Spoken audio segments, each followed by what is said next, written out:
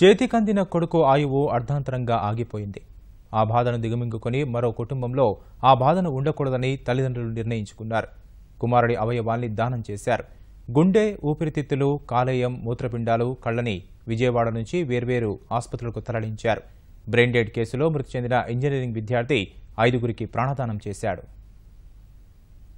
కృష్ణా జిల్లా కంకిపాడుకు చెందిన దేశభక్తుని శివరామ ప్రసాద్, విజయలక్ష్మిల పెద్ద కొడుకు సుధీర్ 2 రోజుల క్రితం కొరిటిపాటి ఇంజనీరింగ్ కళాశాల వద్ద జరిగిన రోడ్డు ప్రమాదంలో తీవ్రంగా గాయపడ్డాడు. విషయం తెలుసుకున్న తల్లిదండ్రులు హుటాహుటిన విజయవాడ ప్రభుత్వాసుపత్రికి తరలించి అక్కడి నుంచి ఆంధ్ర హాస్పిటల్ కు తీసుకొచ్చారు. వైద్యులు శ్రమించినా తలకు తీవ్రంగా గాయం కావడంతో బ్రెయిన్ డెడ్ అయినట్లు నిర్ధారించారు. విషయాన్ని తల్లిదండ్రులకు చెప్పారు. అందివచ్చిన కొడుకు అనంతలోకాలకు వెళ్లిపోతున్నాడన్న వార్తను తెలుసుకున్న ఆ తల్లిదండ్రులు పుట్టెడు దుఃఖంలో మునిగిపోయారు.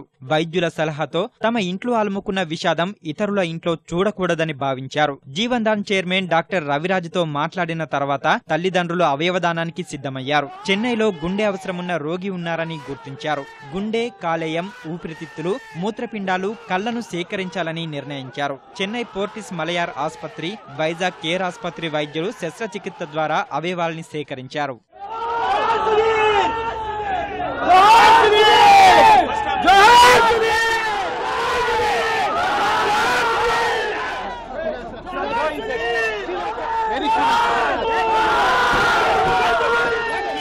గుండె, ఊపిరితిత్తుల్ని చెన్నై పోర్టిస్ మలయార్ ఆసుపత్రికి త్వరితగతిన చేర్చేందుకు పోలీసులు ఎలాంటి ట్రాఫిక్ ఇబ్బందులు తలెత్తకుండా గ్రీన్ ఛానల్ ఏర్పాటు చేశారు. 20 నిమిషాల వ్యవధిలోనే గన్నవరం విమానాశ్రయానికి చేరుకున్న అవయవాల్ని ప్రత్యేక విమానంలో చెన్నై తీసుకెళ్లారు.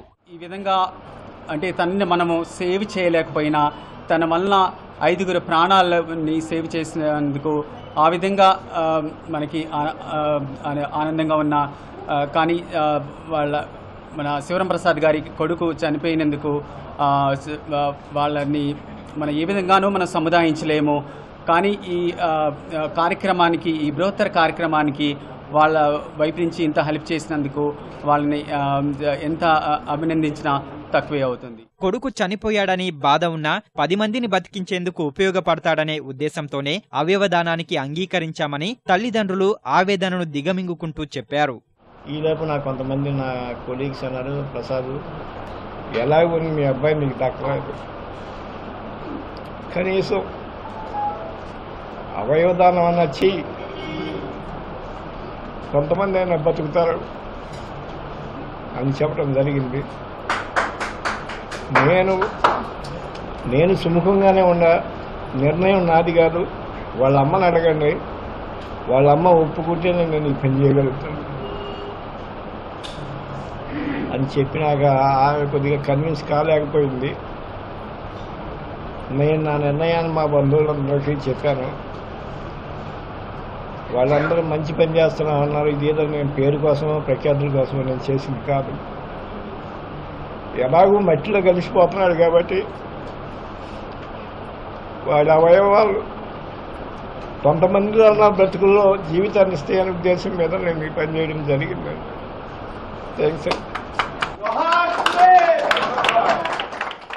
కళ్లను వాసన ఐకేర్ ఆసుపత్రికి తరలించగా మూత్రపిండాల్ని ఆయుష్, అరుణ్ ఆసుపత్రికి అందించారు. కాలేయాన్ని వైజాగ్ కేర్ ఆసుపత్రికి తరలించినట్లు వైద్యులు తెలిపారు.